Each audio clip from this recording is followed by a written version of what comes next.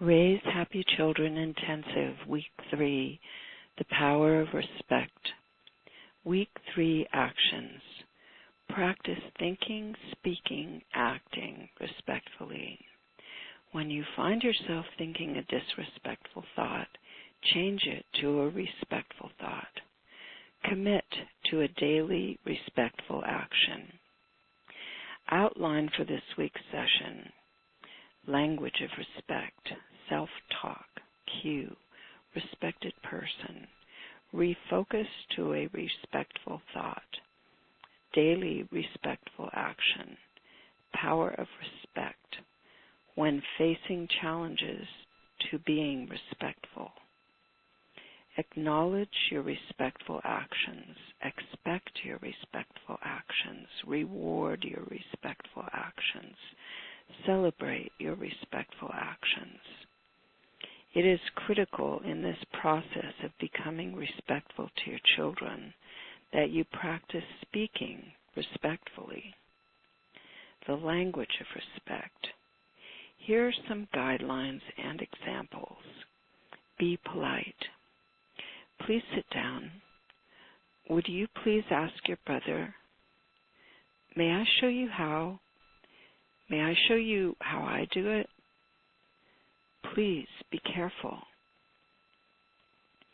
Share your needs, concerns, feelings. I hope you're being careful. It's really important to me. Sure, I'll be glad to help you. I really need your help.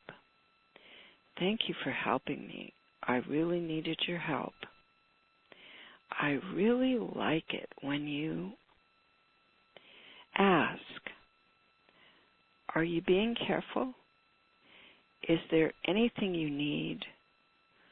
Would you like some help? Is everything okay? Are you feeling okay? Suggest it. Maybe the reason someone is not doing what you want them to do is because that way of doing it, which is obvious to you, has never occurred to them. Use respectful terms when referring to your children, when they are not around and when they are present. Let go of rudeness. Observe yourself. Was that rude? Would you think it was rude if someone said it to you? When you are in public, if you need to tell your child that their behavior is bothering you, be sure to do so in a way that cannot be heard by others, even if you have to whisper in their ear. That can elicit immediate or almost immediate results as your child changes their behavior to accommodate your needs too.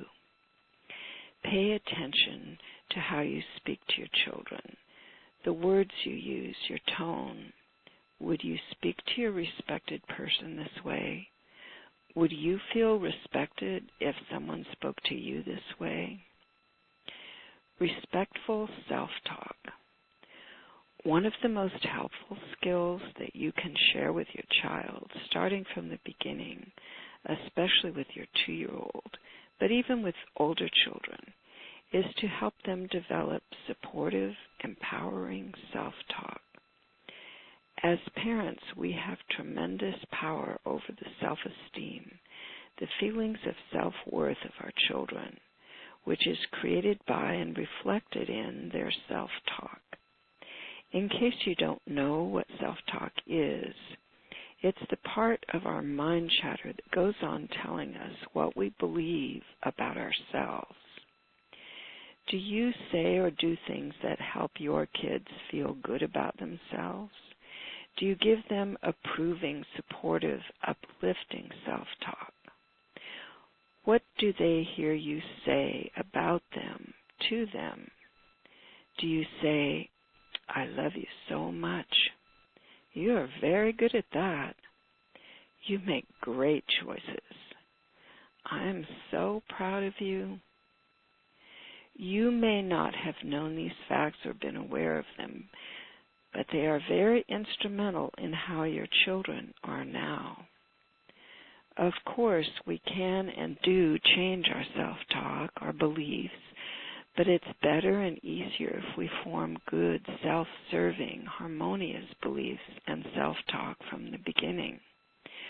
Are you helping your children form beliefs like, I'm so happy, I love, I'm good at, I make good choices, I can? I'm sure you can think of wonderful, helpful beliefs you'd like your child to have. Your cue. Today you're going to learn 2 powerful respect tools and strategies for using them. You'll also learn a power of respect skill that you will find very helpful in speeding up the process of making respect your foundation. The first power of respect tool is called My Cue. Your cue is what you experience physically that tells you that you are getting upset. Tightness in your neck, shoulders, or stomach, beginning to clench your fists. You may even discover a thought that triggers your cue. That could be even more helpful and powerful to know. It's said that everything begins with a thought.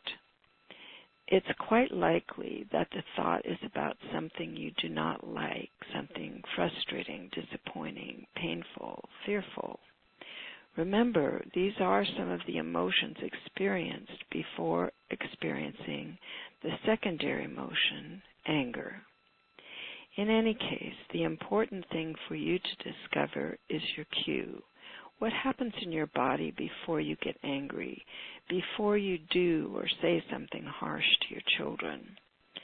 Since you might not discover your cue immediately, even before you discover your cue, you can write out a plan of action, such as what I'm going to do when I start to feel tense, when I feel my cue, instead of yelling at my children. Include what steps you're going to take to make using your plan your first choice when you notice your cue. Are you going to write it down and read it to yourself daily, several times a day? Are you going to put it up where you see it frequently? Once you're aware of your cue, you can begin using this plan to help you treat your children respectfully. Your respected person. Cooperation, by definition, is respectful. Respect and cooperation feel good. Even if you are not used to receiving it and it embarrasses you, it still feels good. It also feels good to give it. If you are not used to giving it, it may feel awkward or phony at first, but the respect you get back can be worth it. Then if you keep it up, you'll become good at it. It becomes easy and comfortable. You never mistreat people you respect. That would be contrary to the definition. Respect is defined as holding someone in esteem, treating them with consideration and taking them into account. It's most likely that you have someone in your lives whom you respect, or at least whom you treat with respect. A grandmother, brother, sister, parent, teacher, or a friend. Often it is someone older, although that is not always the case. While developing the habit of treating children respectfully, cooperatively, it helps if you think of your respected person and ask yourself, would I treat them this way? Would I say this to them? Think about how you behave when you're with your respected person and treat your child with that kind of respect. When you're with your respected person, you do your best to consider their feelings and wishes in whatever actions you take or what you say. You do your best to cooperate with them. If you know there is behavior that pleases them, you do your best to behave in this manner and to avoid behavior that they don't like. When you truly respect someone, your respect even extends to your thoughts about them. You think of their pleasing qualities, words they have said that you admire, actions they've taken that make you feel good, even proud of your connection. You tend to overlook or accept weaknesses and mistakes. Respect, which is a true and deep regard, can be developed by practicing cooperation and simple common courtesy, treating your children in ways that feel good to them. You want them to have a pleasant life, and you wish to contribute to it. Cooperation and courtesy are important practical aspects of respectful relationships. Too often, children don't receive cooperation or courtesy, let alone deep respect. If they did, you would soon begin to see them as worthy of your respect. It could be the beginning of a new kind of relationship in which both are willing and eager participants. Respect is the key. Cooperation is a concrete, practical way of developing the key of respect. Like most keys, it only serves its purpose if it is used. In this case, it is a means of helping fulfill the human potential. Refocus to a respectful thought. When you become aware that you are thinking a disrespectful thought about your child, realize that you can stop focusing on that thought and switch it to a respectful thought. If you have not practiced this before, it may be easier to first switch your focus to something pleasant that is happening at the moment or that happened in the past to break the power of the disrespectful thought, and then think of a respectful thought. It's good to get into the habit of being able to switch your focus to what is enjoyable whenever you notice that you're focusing on something you do not enjoy. This is a great self-uplifting habit to develop. It might be easier to go from the pleasant thought of how good the wind feels to at least thinking, I really want to be respectful to my child. That is at least a step in the direction you want to go. This gives you a mental break so you can think of a thought that is respectful to your child in a situation that triggered the disrespectful thought. You can do this. It just takes the wish to do so, the intention to do so, and some practice. Daily respectful action. Do something concrete, however small, that moves you toward your goal. Keep doing these concrete, respectful actions, moving you toward your goal every day. The power of respect. I've already told you the importance of making respect your foundation, meaning that you are never less than respectful. Because the concept of respect is so common and so well known, many people think they have already tried this with their kids. They think it is already one of their family values. Because of this common misconception, I'm going to cover the concept of respect and then the role of respect in the power of respect. When I originally thought of the name The Power of Respect, I had already discovered in my work with children as a Montessori teacher that respect is a powerful force. That was as far as I thought. Respect is a powerful force, and it is. You can make someone's day just by being respectful to them. Every time they think of how well you treated them, they'll feel the feelings of gratitude, of being cared about that they felt when you were with them, when you were respectful to them. That's powerful. It's powerful enough to ensure that kids feel loved, kids who were loved but never felt loved. It makes it possible for the love to reach them. One letter I got told me of such a situation. The writer's teen sister was able to stop going to therapy after their mother bought my book and began implementing the Power of Respect tools, skills, and strategies. According to the woman who wrote to me, her sister finally felt loved and no longer needed therapy. Of course, the mother had loved her daughter all along, but that love didn't reach her teenage daughter. She did not feel loved. Many years later, I discovered an even more powerful meaning to the power of respect.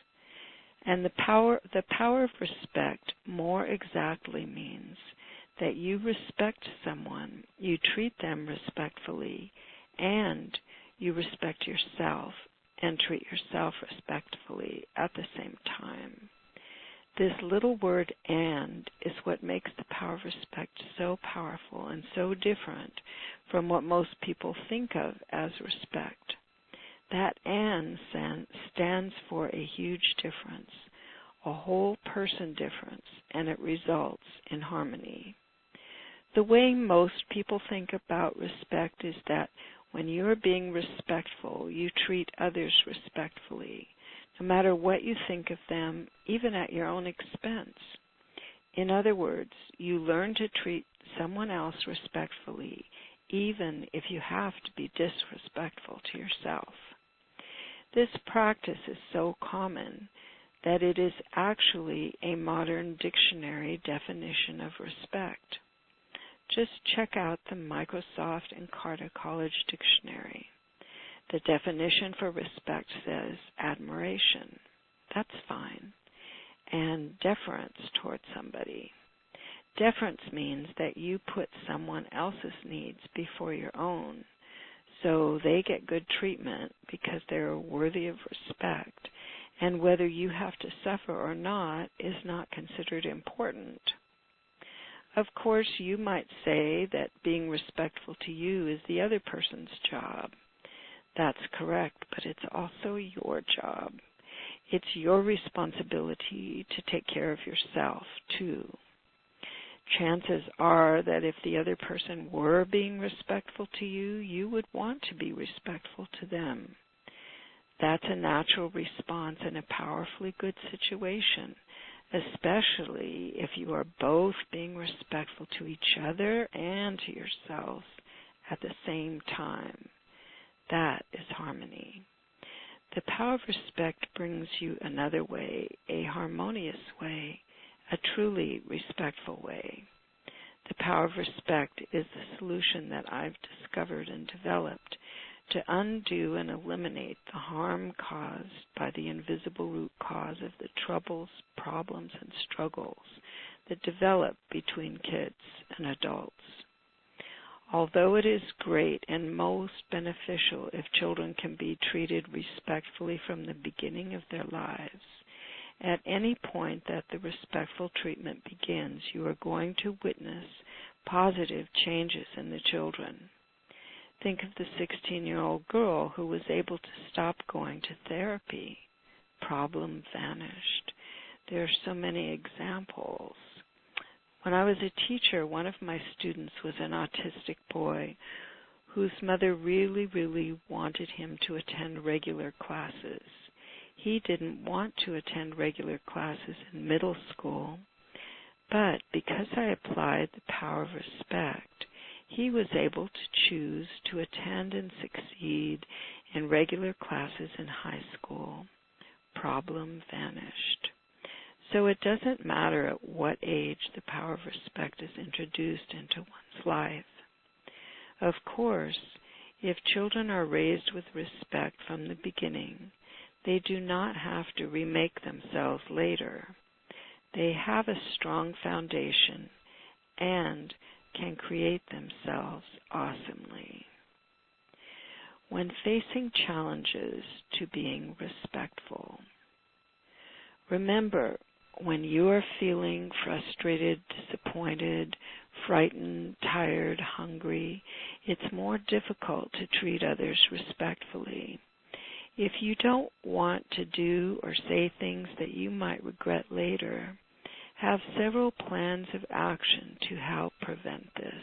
For example, if you have a centering practice, now is a great time to use it. Have a private place to go and be until you feel you can treat those around you respectfully. A self-imposed timeout. Tell your children what you're feeling. Explain that you don't want to do or say things to them that might make all of you feel bad, but that because of the way you're feeling, you might. Ask them to keep away from you until you tell them that you're okay again. If your children are babies and too young to understand, arrange to have someone, a partner, relative, friend, neighbor, babysitter, watch the children while you take care of yourself. Be sure to make time to have the experiences that make you feel good about yourself and your life.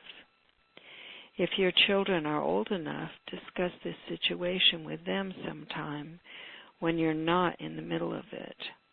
Get their suggestions and come to some agreements about what to do.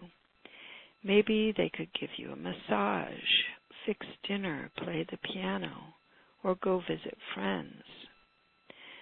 Sometimes your children are also feeling frustrated, disappointed, frightened, tired, or hungry at the same time you are. This certainly adds to the difficulty of keeping a relationship respectful. If this happens frequently or regularly, it can make a great difference in your lives if you make and take time to plan for these circumstances. If your children are old enough, figure this out with them. After you have tried out the agreed-upon plan of action, check in with each other to make sure it is working and it keeps working well for everyone. Be prepared to modify it, if necessary, until it is satisfactory. When your children are very young, please arrange to have someone who can help you and or them during these times. It can make all the difference for you and the children if you can get relief when you need it. It's a relief for them, too, not having to suffer from their own hardships and yours also. If you have already been disrespectful and are feeling guilty or regret about it, there are several things you can do. Forgive yourself. Let the past be in the past and be determined to act and speak in the present in ways that please you and your children. Apologize. This is a positive step toward changing behavior patterns that you don't like. It can help you speed up the process of change, the process of remembering the ways you want to act. Ask your children what you can do to make amends for what you said or did. What might help them feel good again? You speed up your rate of change when you take more inspired action in your chosen direction. This can help you remember even more than if you just apologize, and certainly more than if you don't even apologize. All of the above: forgive, apologize, and make amends. Remember that every act of respect helps improve the emotional climate. It increases your child's feelings of safety, happiness, and peace. When your child feels good, this spreads to everyone else they contact. So practice respect as much as you can for the good of us all. Acknowledge your respectful actions. This is a whole week focused on accelerating your ability to be respectful to your child. An important first step is acknowledging your respectful actions. Whenever you want to remember something, you keep pulling it into your mind. The more important it is to you, the more effort you put toward remembering it. Make being respectful to your child second nature. That means make it as automatic as it would be if you practice being respectful since childhood. That is one of the goals of this week's focus. It is one of the most important things you can do. One reason it is important is that when you achieve this, you no longer have to try to remember to be respectful. It's automatically your first choice. The other is that you and your child reap the benefits of a respectful relationship without the extra effort it takes to get started. So pay attention to your actions. Acknowledge any respectful actions that you notice. Wow, I'm already becoming respectful, for example. Expect your respectful actions. Once you become aware of respect and how it plays out in your experience, you can step into expecting it. You can start looking for opportunities to be respectful to your child and to maintain being respectful. You find yourself expecting that you will respond respectfully. You think respectful thoughts. It becomes easier and easier, and respectful responses become more and more frequent. Know that you can transform your experience. Realize that this moment, now, is when you have the power to make things different, even just by the way you think about them. Reward your respectful actions. Of course, the positive responses of your children to this new respectful treatment may be reward enough, but do not hesitate to treat yourself to other enjoyable experiences also. You are transforming your programming, the programming most people have from the time they are born. Rewarding yourself is just another way you can encourage yourself to keep on track with the changes. Decide how you are going to reward yourself whenever you are respectful. You can give yourself stars or points and accumulate them for bigger celebration of your success. You can give yourself time to do what you might not do for yourself otherwise. That's improving your life in two ways, being more respectful to your child and to yourself. You can make a fund. Celebrate your respectful actions. Whenever you are ready, even right away if you wish, decide how and when you would like to celebrate your successes in being respectful to your child. You might like to celebrate every time you're successfully respectful. Hooray! Dance around the room, sing a song. I am awesome. Add a quarter to your fund. Put on your favorite inspirational CD. Or once weekly, go out to dinner, shopping, for a hike, read a book that you've been wanting to read, watch a movie, or plan a special vacation, weekend retreat, spa, sporting event. Take up a new hobby. Celebrate any way that pleases you and enhances your life.